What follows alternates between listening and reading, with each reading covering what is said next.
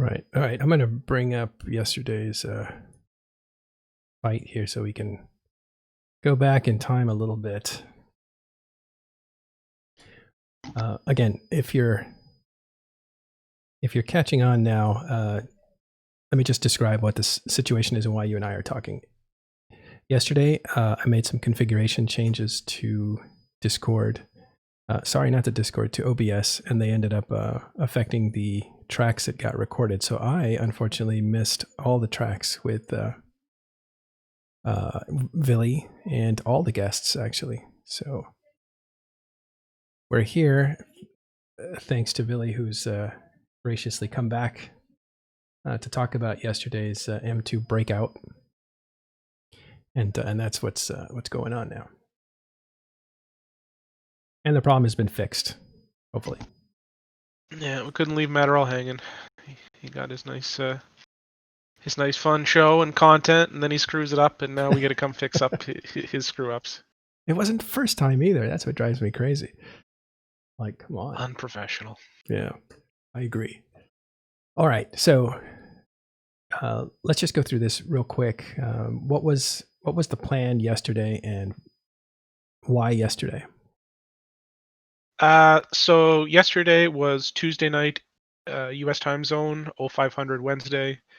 We chose that time because it was the exact same time as the dread fight we had last week, which gave us a really accurate kind of numbers dump for what our enemies would be able to put together and what we would be able to put together on a flash form. Because last week, 0500, it was also a flash form, so we had a good kind of numbers check on our strength versus their strength, and it just was a reasonable time. 0500 is really late, so you're going to see most of the US time zone gone at that point, but a few of them are there. So we figured numbers are low enough. If we give our Titans enough heads up, they can try and be there. It's not a terrible time for anybody. Euros can wake up. US time zone can stay up. It's just a meaningful time for where everybody can kind of put in a little bit of extra effort to get there if they know about it, but it's not too much of a problem. And we did a quick flash form. We formed up. We got everybody in. We logged in all the Titans at the bottom. Everybody logged in for the most part to the tune of 180 Titans, looks like, plus supers, plus caps. Is that what the with the days? Yeah, with the day that the final passed? tally is 181 according to the Imperium. According to the Imperium, so, okay. Yeah, they did the locator. That wasn't doing that, but that's what they pinged out. So I'll assume it's correct. My prediction was, or I think my number last night was between 150 and 200, which 181 fits in that and makes sense. Sounds about right. Yeah. We logged them all in. Imperium jumped in Titans really quick. They reacted well. They start shooting our Titans. We dread bomb them with 300-ish, 400-ish dreads. Obviously, it's over multiple drops, and over the course of 20 or 30 minutes. We start killing their Titans. They react by switching all of their firepower onto the dreads. Our dreads kill 6 of their Titans, and they murder zone 300, 400-ish of our dreads. We end up losing 5 Titans total on the jump out process. 2 rags, 2 levies, and 1 Erebus, and everybody else gets out. And the breakout succeeds in liberating the vast majority of our U.S. time zone forces from the camp. And obviously, we trade 400 dreads, 20 facts, and 5 Titans for 6 Titans. So it's a tactical, or not a tactical, but an ISK-win victory for the Imperium. But for us, removing that much of our force from the camp is a pretty important tactical thing for us, and we're quite happy with it. Yeah, those numbers are quite good. 'Cause we thought maybe there was 120 or 140, but 180 is actually better for you guys to get that many out. Well, it's not even just the Titans. It's also the Titans and the super carriers and the fax pilots. Like all those combat mains that were stuck in capital ships on that grid, losing them for several weeks has been just as problematic as losing the Titans, because you can only really leverage Titan power in so many fights. It's all those extra capital pilots that really amp up the scale of what the camp was holding in, right? So it was a pretty important moment for us overall. Yeah, I'm gonna speed this up to twice the speed. Tie-dye's making that look a little interesting. Okay, so there was some work that was done beforehand. Can you describe that for people that don't understand the situation that you were in and how you had to do pre-work to get to the point where you could break them out? So post M2 Part 2, the Imperium one is on a massive morale high. So we recognized that if we tried to do anything into that morale high, we would invariably just get smashed. They were super pumped and we were super down. So we had to take a little bit of time, let that kind of wash out. At the same time, they had also killed all of our citadels in M2, which meant that we needed to ensure that we had some form of citadels in system. It's just very difficult to have any meaningful form of fight in that kind of system. So we had to kind of slowly creep up the citadels. So we went from citadels on random grids, asbels all over the place. Then we started testing, asbels and citadels on the Keepstar grid to the point where we got two. I think we have 3 Fortizars online on the Citadel grid now, and so we had to get citadels on grid. We had to condition the camp a little bit to be more used to us. So breakout after breakout after breakout after breakout after breakout was, their expectation when we had really done no true serious breakout attempts. So they're conditioned to not really pay as much attention to the massive breakout pings. In other words, And have them cry wolf, basically.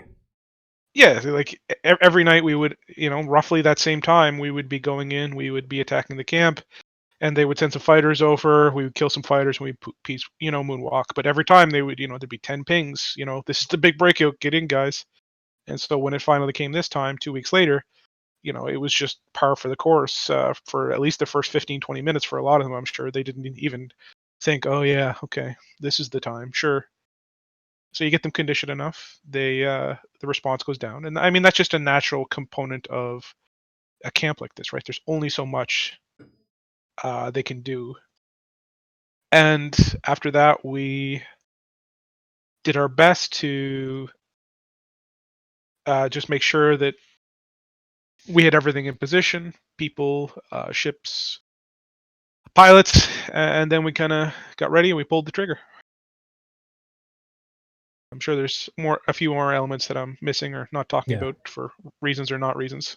Okay. I was thinking in terms of some of the neat things that you do right before downtime. I don't know if those are public knowledge or not. In terms of like getting people capped up, or Yeah, and finding their position. yeah, I mean that's all stuff that needed to be done. Obviously, we had to make sure everybody knew where they were. The capacitor issue wasn't actually that giant of a one.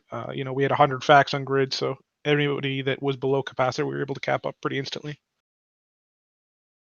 Did how important was PL's advice in this situation? As I think Pro God talked about that, like they were somebody who'd experienced being camped in 2018 under UALX, under you guys actually. Were they able to give you advice on how to get out? I think the ULX was a very helpful tool for everybody to have the experience of a camp as both the campers and the camped in this situation, and it played a role. It was definitely important to have that experience on our side. Uh, I mean, even last Friday, we were testing the camp and seeing how they reacted to different things. It's a learning process, right? You've got a tactical situation. You want to probe it. You want to test its limits, test how people react, identify weaknesses, and utilize that information to make the best call possible, right? So Yeah. it's a different kind of situation. All right, let's talk about the pressure you were under, because you had a ton of your overall combined fleet's arsenal, right? The whole super coalition was in here in some way, trapped.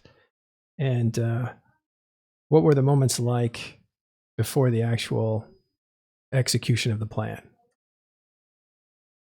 Were you nervous? I don't know. For me, this was definitely a big moment. I think I told you last night. It's one of the first times I've had shakes in years where I'm like, oh boy, this is like even leading up to M2 Part 2, like there was no shakes because even even that is not. It wasn't scary in the same way, I guess you could say. Like things obviously went as bad as can go, but they they weren't super worrying to me. And this one, I was definitely edge of my seat, like having the shakes, kind of like it can go really bad. But you gotta roll with the dice, right? You gotta be Oh. willing to take the risks and do the crazy stuff. Otherwise, what's the point? So So, if it had gone sideways, it would have been a pretty big deal. if it would have gone truly sideways, it could have been effectively war-ending to a degree. Yeah. For us to lose another 100 Titans and all the dreads and whatever else, like it just. I mean, I assume we would have taken down 20 or 30 in return, even if it goes like truly bad like that. But there's so much. How do I put this? Like so much was riding on just having a clean operation, a successful op, getting a good chunk of our forces back into the theater, etc. So we built up momentum over the last couple of weeks, and this was about making sure that that momentum was utilized and continued, because otherwise it would have been going in full reverse, right? Yeah. And now we've got a situation where all the Titan pilots that are still trapped can see, okay, you know, there's hope in the future, and all the pilots got out, all of a sudden are back in action and ready to go. So it was a really really critical juncture in the way it happened. Yeah. I can imagine the camp is weakened itself because now there's less incentive to basically sit Well, there yeah, and I mean, die. 2/3 of the campees are now gone, right? So you're now camping 1/3 the people, and are you going to expend the exact same effort? Because a lot of those 1/3 are also the less active third, right? So, Yeah. uh, you're less likely to get somebody randomly log in at downtime, or accidentally log in or something like that. And every time you remove another ship from the camp, it's like, well, are you going to utilize the effort of your entire alliance to camp 5 Titans? Probably not. Yeah. 10, 15, 20. 100, 120. Where does the number change from this is worth it to this is not worth it, right? Yeah. And obviously at 320 or 330, whatever it was, they felt it was worth it. Now, is it worth it at 130? Maybe. Will it Right. be So worth it at 50? Maybe. so getting 2/3 out, or however many you got out, reduces the incentive for them to put pressure, keep pressure on there. Well, going back a little bit to the actual event, you said like, yeah, this could have gone badly if you'd gotten caught into a long fight 5 hours away from tie-dye. A lot of destruction could have happened. Sorry, 5 hours away from downtime. A lot of destruction could have happened. You could have lost 20, 40, 60 Titans in a brawl that you exchanged Titans in, and is that the worst case scenario? What was the worst case scenario, and what was the best case scenario, and where did this operation land yesterday? Um. So the worst case scenario was obviously, yeah, they're able to effectively pin down the majority of our Titan fleet throughout the entirety of the extraction process, and we're not able to effectively clear dictors, and then they just murder us as we try to escape. Uh, and obviously that's not what happened. But in Mhm. terms of worst case scenarios, the reaction was really on point. They were in with Titans, literally as quick as we were logging them in, which So for they, them, I give them mad props. Was a really good so they were on top reaction. of it. Is what you're Yeah, yeah, saying. they reacted well, like 100%. Um, we had we had a best case scenario, which is where they basically failed to react at all, right? You start logging Titans in, and there's no mainline FC around, and they start panicking or they hesitate on the drop, and then we get out for almost basically free, right? Well, we weren't expecting that, but it was a possibility. Watching 150 Titans logging in front of you is definitely not something that all FCs are capable of handling. Let's say. Right. All right. So, and where did you say it landed? The Imperium reaction was about as bad as we would have hoped, or bad as we could have expected, I guess you could say. So they were they reacted really well. They were on their game. But even with their best possible reaction for them, we were still able to achieve our goals in a pretty clean and effective way. So, we planned for the worst case scenario, and that planning was important, let's say. All right. All right. So you're nervous, go into the situation. It ends up being all right. At what point did you know, like, this is going to work? When did it start to change into exhilaration that this is going to happen the right way? We Was got there a the moment? last Titan, or when the last Titan died, basically. I mean, the numbers on grid just kept going down and down and down and down, right?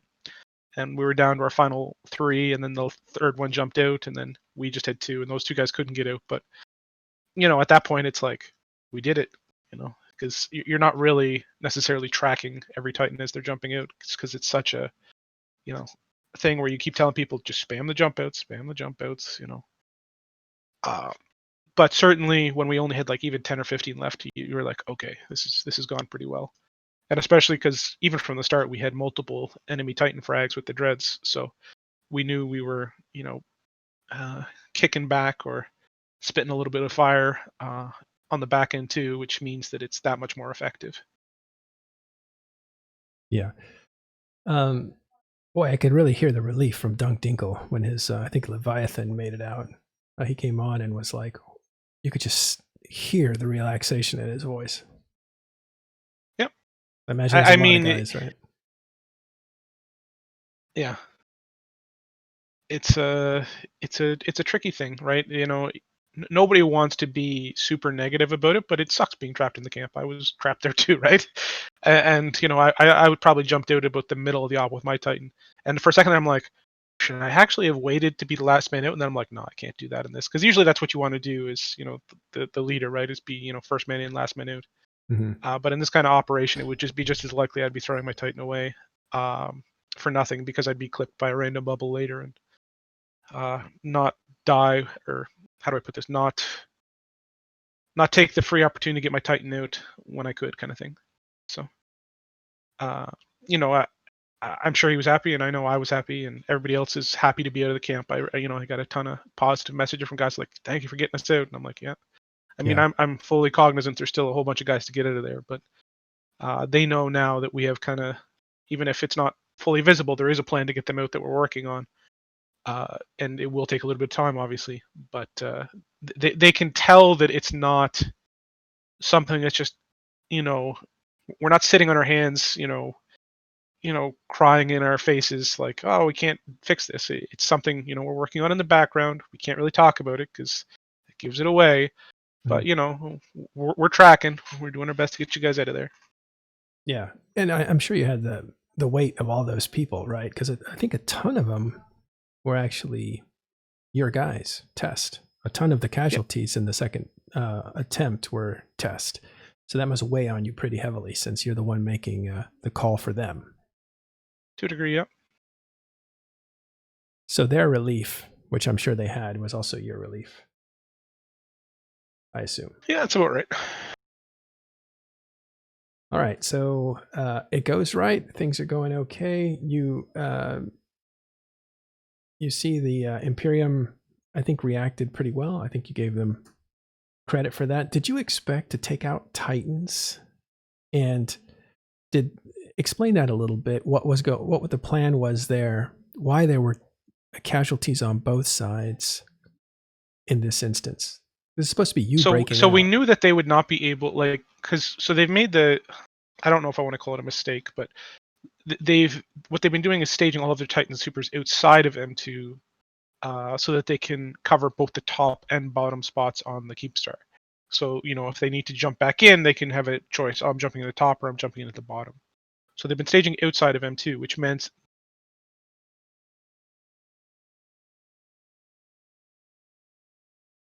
Oop. Sorry, my headset died. Oh, so I thought it was me again. I thought, what did I do now? So it meant in a quick reaction situation, they were always only going to ever come in on 1 or 2 Sinos at most.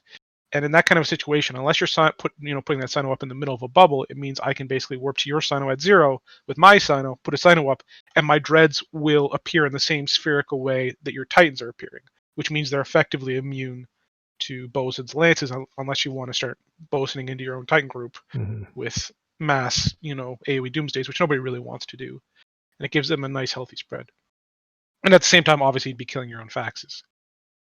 Well, we did see a little friendly fire, although it wasn't direct fire. We did see some Titan lances from Imperium's, nip one of their own Titans, their own Ragnaroks. Yeah, of course. There's going to be no shortage of that. If you give one of the things we knew is that and we really learned from Friday is if we give them 4 hours to set up, it's going to be the worst possible scenario trying to extract here. So we want to make sure the pressure's on from minute 1. We have all our stuff organized, and we're forcing them to react as best they can with the time they have, which really limits their options, right? Yeah. Right. They're not going to be able to form where they want. So, okay. So you get these guys. So the Dreadnoughts were there to exact a penalty from Imperium if they decided to free fire on you guys. Say that one again, sorry? The Dreadnoughts. Tell us what their purpose was. Kill Titans. Kill Titans. And you could only kill Titans if they untethered to shoot their Doomsday device. Correct. So as soon as we knew that they were firing Doomsdays, and they fired, on a test rag basically as soon as they were loaded, we were dropping the dreads in and going to kill enemy Titans back. And that was always the plan. If you shoot at us, we'll do our best to kill you. And sure enough, they shot their Doomsdays, which meant you have Titans, and Titans are super vulnerable to Dreadnoughts if they're not covered by AoE Doomsdays. And they weren't because of the way they sinoed in. So that meant that we had all kinds of opportunity to extract a toll from them on their Titan usage. Mm-hmm. Did that work? Did they start taking casualties, and then say, okay, let's take out those dreads so that we can actually free fire? Like, did they change in any way that you saw? Yeah, so I think they lost 1 or 2 Titans, and then they very quickly realized it's like, okay, we have a choice here. We can shoot at enemy Titans, or we can shoot at enemy dreads. And if we don't shoot at enemy dreads, we're going to lose a whole lot of Titans, which they would have, right? If they would have kept shooting at Titans, they would have very arguably lost 20 or 30 Titans from the Dreadnought DPS. We had 300-400 dreads there, and the first first Titan I shot died, in 3/4 of a capital Newt cycle. So that's 20 seconds in game real time. I mean, it was probably 3 minutes of tie-dye time, but 20 seconds real game in game time. That's how quick he died. Like 1, 2, 3, 4, 5. Yeah. Like that's very, very quick. And 300 dreadnoughts will do that to you. Yeah, super. I mean, that's a new situation, right? With the changes that CCP's made over the last, say, year or so. Yeah. So they made the call that they were gonna kill dreads rather than kill Titans, which meant that we didn't lose very many Titans, versus us losing a whole bunch of Titans, right? Because otherwise it would have been a situation where we probably would have killed 20 Titans, and they would have killed 20 Titans, and then they might have killed the dreads afterwards. But instead we lost 5, they lost 6, and then we lost the dreads. So you brought dreads in order to exact a price from them if they fired on your Titans, and they knew immediately they needed to clear some of that heat off of them by destroying enough of those dreads to make them not so meaningful. So you were under a clock to get out. I imagine they were trying to trap you, keep you there while they dealt with the dreads, so then they could turn around and start dealing with the Titans. Yep, to a degree. Yeah. Did you have any stress about, like, we got to get out of here and now, or was it just all part of the plan? To a degree, right? Like, we were on a clock. It's a ticking clock. The longer you wait, the worse things generally are going to go in this situation. The more they're going to pile reinforcements, right? Because we're not firing Doomsdays back. Because we start firing Doomsdays back, we can't jump out. So everybody's in a situation where the longer we wait, the closer we get to the second Doomsday cycle, the worse these problems are going to go. And Yeah, I mean, we weren't there to take a stand-up fight, even though, I mean, that was an option, but we determined early on, that if we didn't have to do that, we probably wouldn't, and it would be in our favor to just focus on, clean extract as much as possible. Yeah. Well, right. It's kind of like it's a breakout. It's like you're breaking out of jail, but if you get hunkered down or pinned down, you're going to end up turning it into a big fight. So that had the possibility of happening. But your idea was just to get out of that jail as quickly as possible, with as many as possible.